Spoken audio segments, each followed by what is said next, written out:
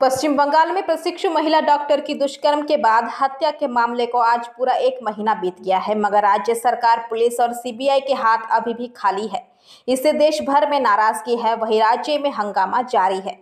तनाव भरे हालात बने हुए हैं। जूनियर डॉक्टर लगातार आरजीकर मेडिकल कॉलेज एवं अस्पताल के स्वास्थ्य भवन में विरोध प्रदर्शन कर रहे हैं।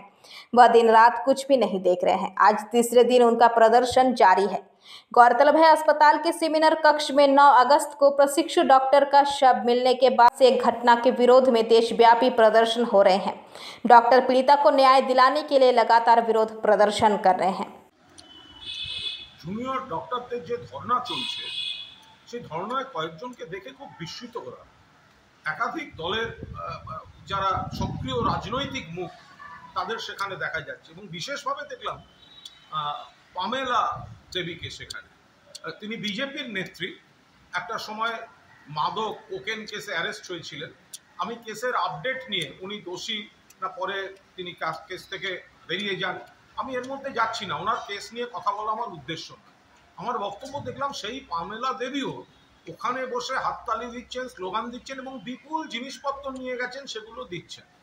আমরা শুনেছিলাম এটা অরাজনৈতিক, কিন্তু তারপরে যা যা মুখ সেখানে দেখছি, যা যা ভাষণ, যা যা স্লোগান, তো সেগুলোর সঙ্গে এই জুনিয়র ডক্টর নেতৃত্বের কি যোগাযোগ, কি সম্পর্ক, সেখানে যে রসদ যাচ্ছে সেগুলো কি চেয়ে নেওয়া হচ্ছে না কিভাবে আসছে, এগুলো তো একটা প্রশ্ন চলে আসে।